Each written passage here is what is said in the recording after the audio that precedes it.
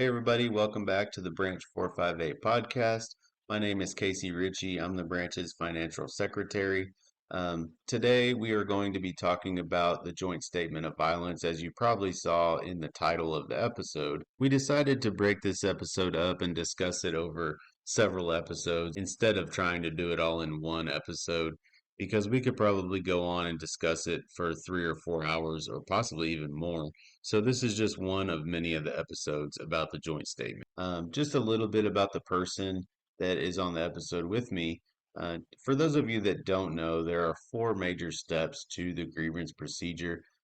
Usually grievances are initiated at the informal A step at the station level by your station steward. That's the first step of the grievance procedure. The second step is the formal A level. After that, if it's unable to be resolved, it is sent to step B, the third step of the grievance procedure. And then from there, if it's still unable to be resolved, it goes all the way to arbitration, the fourth step in the procedure. Each step of the way, there are advocates that are trained to handle grievances at each level. And we are fortunate enough to have this person that is trained in all four levels of the grievance procedure. He's a true advocate for our members. It's someone that I respect that has helped me out a lot. Whenever I need help, whenever I'm just in a bind, I don't know how to word something or I need to find something, I always call him. He's someone that is always able to answer my phone call and help me out. So if you have this guy's phone number, you have his Facebook. If you see him, just give him a thank you for everything that he does. He'll talk a little bit about the many hats that he wears, but one of those hats is our branch's vice president. So I'm recording this intro at a separate time, so I will start off the episode and allow him to introduce himself. This is Eric Bew, Vice President for Branch 458. Some of you may know me as your steward. I serve as either the alternate steward or steward for over 20 of our offices throughout the branch. I've met most of you through that capacity. In addition to being the steward, I'm also one of the ones that helps assist President Mayfield with the training that we put on for our stewards. Outside of the branch, I'm also a Step B representative and an arbitration advocate. So I represent carriers at all levels of the grievance process. Yeah, so you're kind of that's kind of why I asked you to come on to this podcast. We're going to talk about the joint statement of violence here in a minute. Um, but you're also a facilitator, right? Yes, facilitator for the CCA Academy and certified on-the-job instructor at the Moore installation. Awesome. Where'd you start out at? As a CCA, I started out at Southeast Station in Oklahoma City. That's where I started. Correct. And so you were a steward there, is where you started in the union? 3, 4 months after I made career, then President David Miller contacted me and asked if I would serve as steward, one of the two stewards at Southeast Station. Southeast Station is large enough that they get a chief steward and a steward. And one of our stewards at the time was getting ready to retire.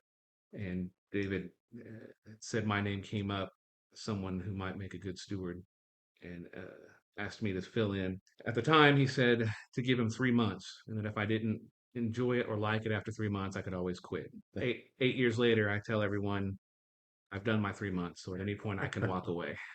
That's kind of how David got me into doing this. So this is all David's It's fault. all David's fault.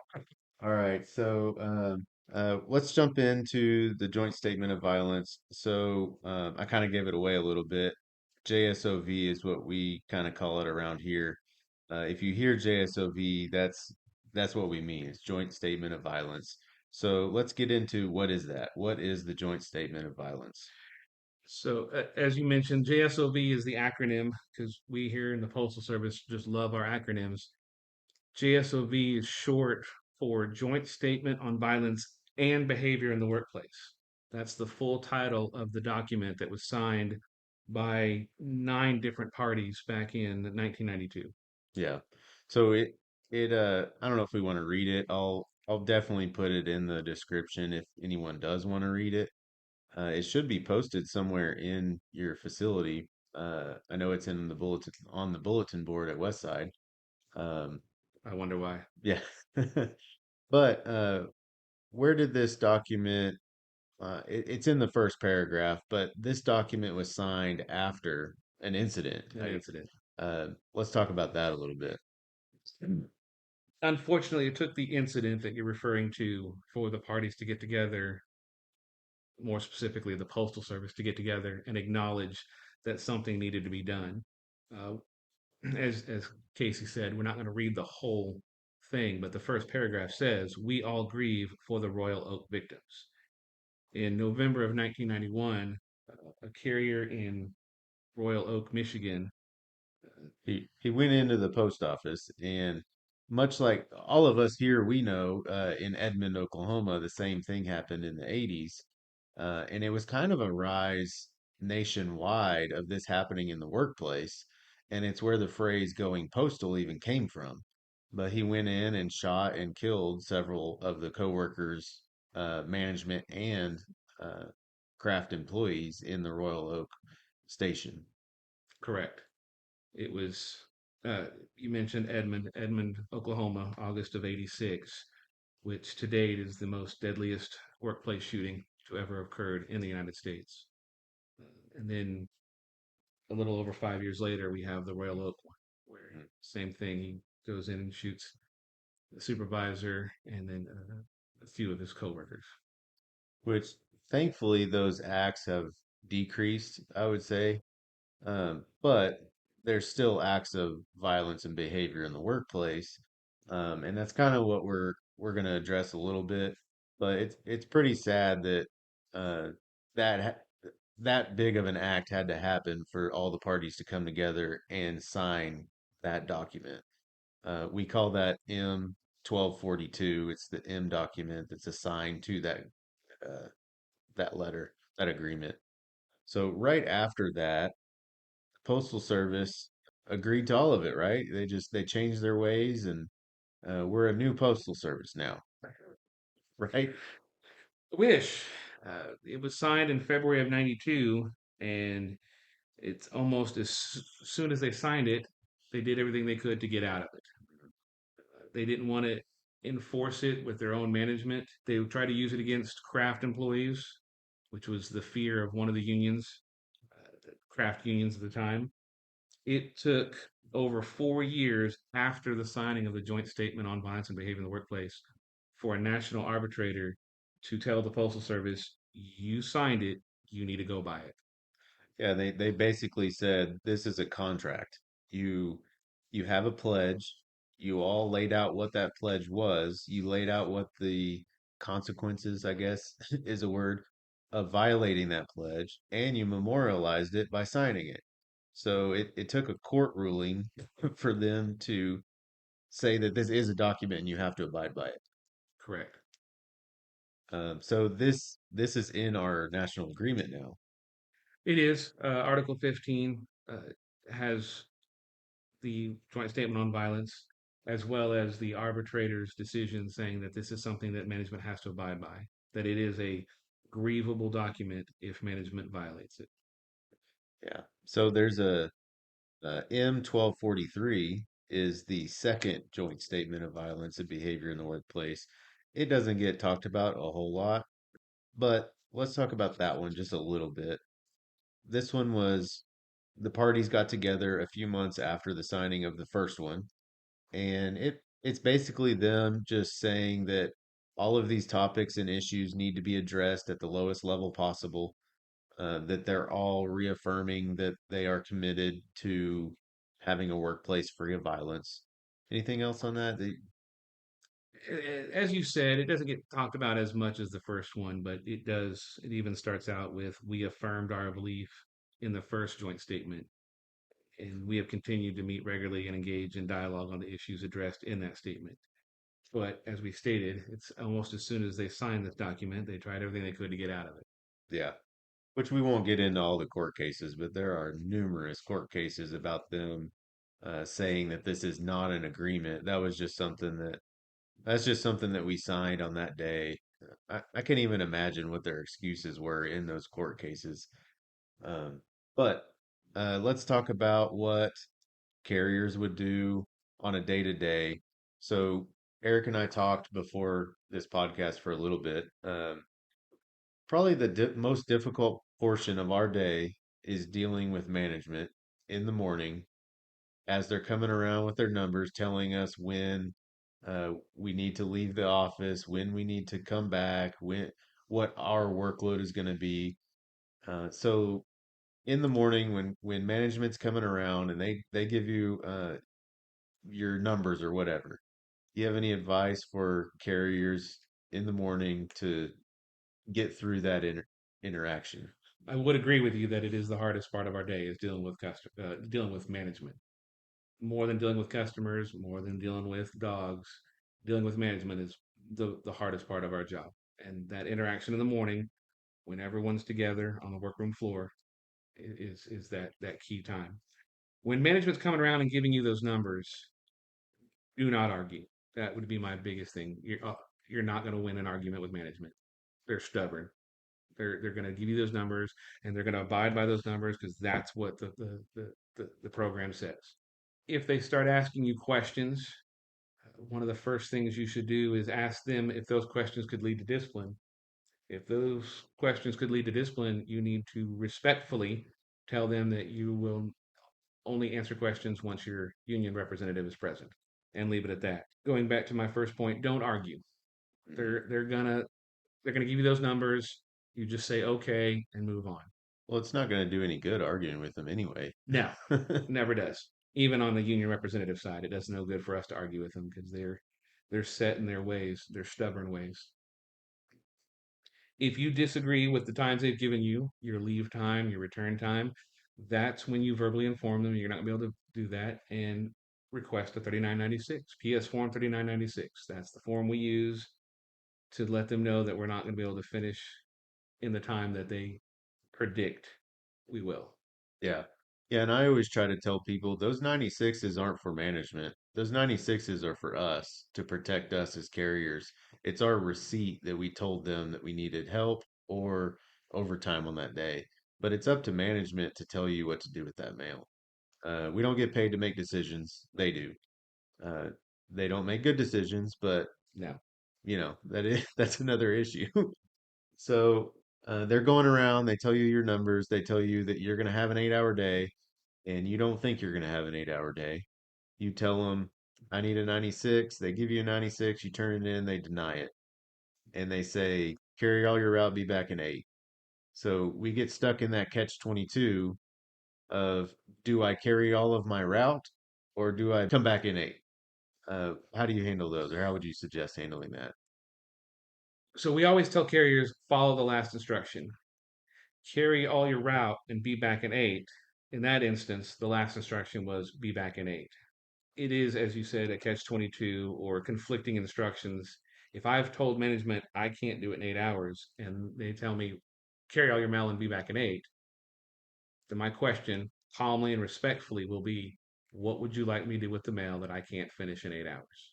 Yeah, If their response is carry all the mail, I've been instructed to carry all the mail.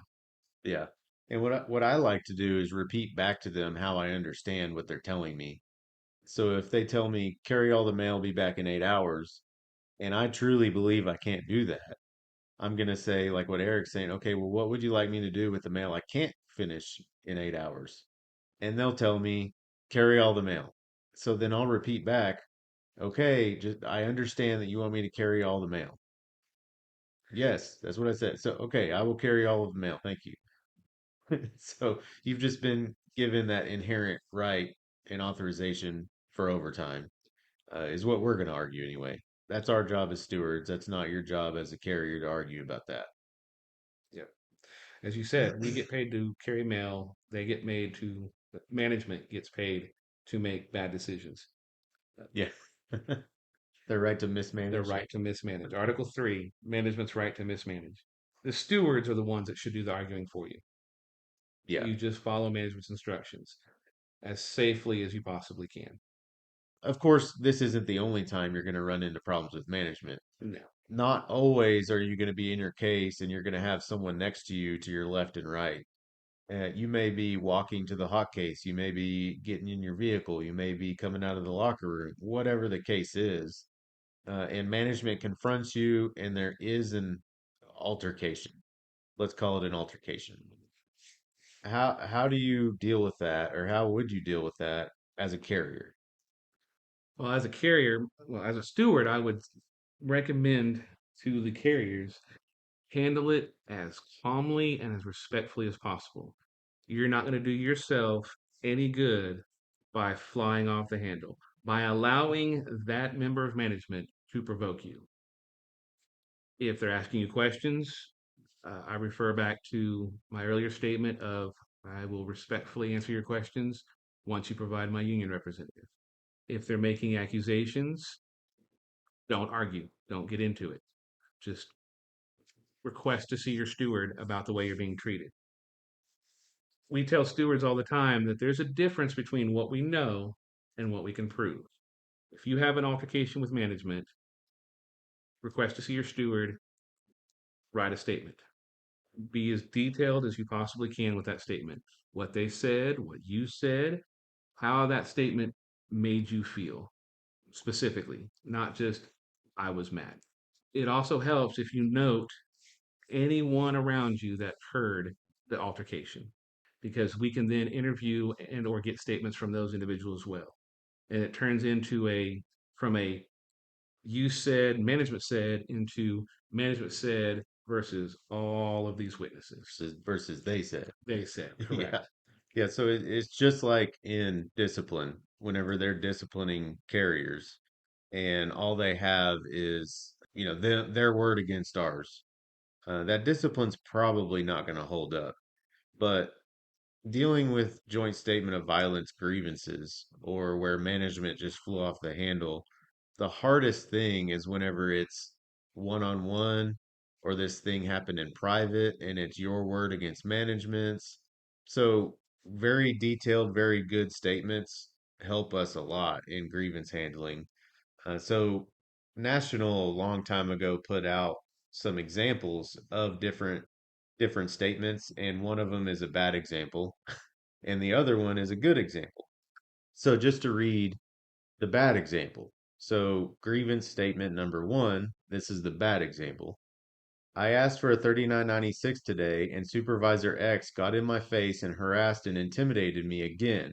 He had threatened me like this for a long time. I'm sick of it. I shouldn't have to put up with treatment like this. Supervisor X always singles me out and treats me unfairly. He gets so angry that I feel threatened all the time. I can't take it anymore. I'm a nervous wreck. This has to stop, or I don't know what I'll do. So that's the bad statement, which it doesn't really sound that bad, just on face value. But let's compare it to the good statement. So grievance statement number two, this is the good statement. I asked Supervisor X for a 3996 today, 8/30/2013, at 9 a.m. while I was casing my route.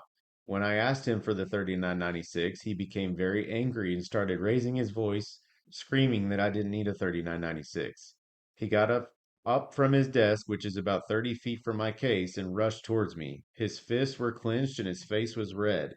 He stepped into my case and came within 3 inches of my face. He kept yelling that I did not need any help to complete my route and that I had enough undertime to take half an hour from another route. I thought he was going to physically attack me. This isn't the first time he has behaved this way. So as you read, there was the good statement and the good example and then the bad example. The first one, the bad example, the question I as a steward would have asked the carrier is how? How did he threaten you? What did he say? How was he acting?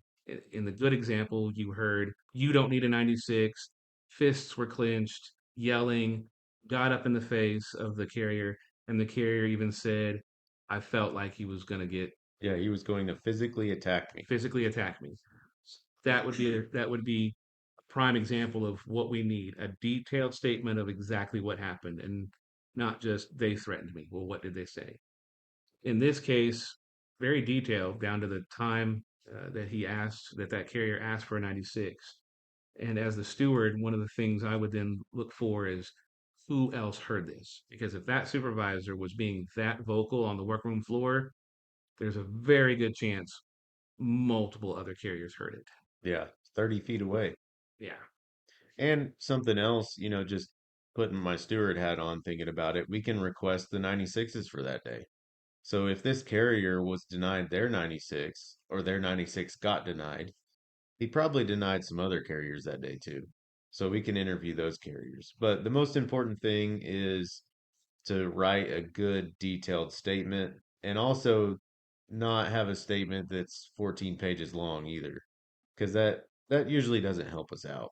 I know everyone wants to put as much as they can in there, but if we're only talking about this incident on this day, we don't need to hear about everything that supervisor's done to you in the past that might have been settled via other grievances or other outlets. We're only discussing on this particular incident, we're only talking about what happened that morning or that day. Yeah, so if you can, do go near a coworker. Make sure if you feel like the tensions are rising and you're outside at your vehicle, hey, I need to go inside real quick, and maybe they'll follow you in, and there's going to be more witnesses or whatever you got to do to make sure there's a witness there. Ask them to write a statement. Put in a 13 to speak to your steward. So that's the best way to handle whenever there's an altercation with a supervisor. Can you think of something else? Do we need to? Unfortunately, and this is one of the hardest things when dealing with a joint statement on violence and behavior in the workplace grievance, short of that member of management actually physically interacting with you on that particular incident, we as the union are going to have to show a pattern. So we may not be able to get something done right on the first grievance. It might just be everyone, all parties agree to treat each other with dignity and respect. Maybe the supervisor goes through some new training. But if we can show that pattern of behavior over a course of time amongst various carriers, then that's when we can actually get a little bit more teeth in our grievance resolutions towards these supervisors. Not to go off on too much of a tangent, I settled a case in Arkansas just this last month where the station manager had been using racial slurs towards a carrier, but it was out on the route. He went out, followed the carrier out to his route, and confronted him out there in a customer's yard. Thankfully, we had a customer statement who had heard the interaction, called the cops. In that case, there was a lot more that supervisor had to do, or that station manager had to deal with in regards to the grievance resolution. It wasn't just a slap on the wrist with some training. There were other incidents as well. Yeah. Yeah, that's a good point. The joint statement of violence and behavior, there's two aspects there. There's the violence and there's the behavior. So, of course, it's gonna entail like supervisor punched me in the face or whatever the physical attacks of violence. But the part that Eric's talking about is the behavior. And that's something that's a lot harder for us. Not impossible, but harder. We have to show a pattern. We have to have statements. Statements are key in those grievances. They help us out a ton. Or stewards can do interviews, but statements are better. It's from your own words. It's in your words. It's in your handwriting. You can type it too. Make sure it's dated and it's signed, but in your words is always the best way to do it. So that's the joint statement of violence in a nutshell. I'm sure there's stuff that we missed or maybe didn't talk about, but that those are the big things. That's where it comes from. That's what the JSOV is. Let's get into. We had a few questions, or I guess not a question, a comment about political mail, delivering political mail, delivering ballots, things like that. Do you want to touch on any of that? Well, this is 2024. We all know it's an election year. If you didn't know, you do now. And it's not just any election year, it's a presidential election year. So we're going to have the primaries here in June, runoffs in August, and then, of course, the general election come November. Every election cycle, we have some confusion on how to handle political mail. Let's talk about ballots. That's the big one. We all know the arguments that were made on a national level in 2020 concerning absentee ballots. We have to deliver those ballots, no matter if they have postage or not. You cannot leave a returned ballot. an outgoing mail at a customer's mailbox just because it doesn't have postage. It needs to be picked up, it needs to be delivered. As for the political mail that gets delivered for the candidates sending out their flyers, if you cannot deliver that piece of mail for whatever reason, it needs to be notated. And each station should have a separate place for political mail. I can't speak for everyone. I can just tell you that at Moore, we have a tub with a political mail placard on it, and any political mail that's going back to the sender gets placed in that tub. It has to be separated and documented, not by us, the carriers. That's not our job. We just stick it into that separate area to be documented by another individual. Did you want to talk about letter carrier political fund at all? Yeah, earlier, Casey asked about what all I do for the branch. One of my other hats that I wear is I am the Letter Carrier Political Fund Coordinator, or again, another acronym, LCPF. It is illegal for any labor union to use dues for any political activities. So the NALC has set up the Letter Carrier Political Fund. This is the fund that they use to help pass the legislation in Washington, D.C. that we want to see passed. The most recent example was the postal reform that was overturned. That was one that they had been fighting ever since 2008. It took them that long to get it done. Currently, we have 6 or 7 pieces of legislation that we're trying to get passed. The big one is the Protect Our Letter Carriers Act. This is to help deter crimes and assaults against our letter carriers by securing keys, collection boxes. It directs the U.S. Attorney Office to prioritize cases involving assaults against letter carriers and strengthening sentencing guidelines for those found guilty of these crimes. Currently, the prosecution rate on crimes against letter carriers is less than 15%. One of the things that this bill does will help fund an attorney in each one of the federal District, districts yeah. that will focus solely on crimes against letter carriers or postal employees in general. That is HR 7629. We also have the Social Security Fairness Act, which, for those that are civil service employees, civil service retirees, will eliminate the windfall elimination provision and the government pension offset. We have the Federal Retirement Fairness Act. This is one that, for those of us that are former CCAs or even current CCAs, this act, HR 5995, would allow CCAs, non-career employees, to buy back that time, much in the same way that the military veterans can buy back their time. This would allow CCAs. I could go on and read every last one of these pieces of legislation that we're currently working on, but that's what the Letter Carrier Political Fund does, is it helps get this legislation passed for us in DC, Washington, DC. Yeah, and it's very important. If you don't donate to the letter carrier political fund, think about it. It's something that comes out of your paycheck. You don't have to think about it at all. It could be as little as $5. You can go below that, but give me five. That used to be the old motto, I think, whenever it was what was it before letter carrier political fund? Cold Step, I think, Yeah. is how they pronounce that acronym. So their big thing was give me five. But it goes a long way. And if just think about it, if every letter carrier in our branch even just gave $5, how much of a contribution that would be to help fight for our rights to get legislation for letter carriers. And that the Protect Our Letter Carriers Act, I've talked about it a few times on here. That's going to allocate like $5 billion towards that. I think it's $1.4 billion a year, and it goes towards, like Eric talked about, prosecutors in each district. It goes towards the high security collection boxes, the arrow key program that they're working on jointly, not the one they're doing unilaterally, but a joint one. So it goes a long way, and it would mean a lot to donate to that to help us out. A side note, as far as the letter carrier political fund goes, one of the biggest arguments I hear when I'm talking to members and trying to get them to sign up for this is that we only donate to certain members of a certain political party. That could be, yeah, that's not true at all.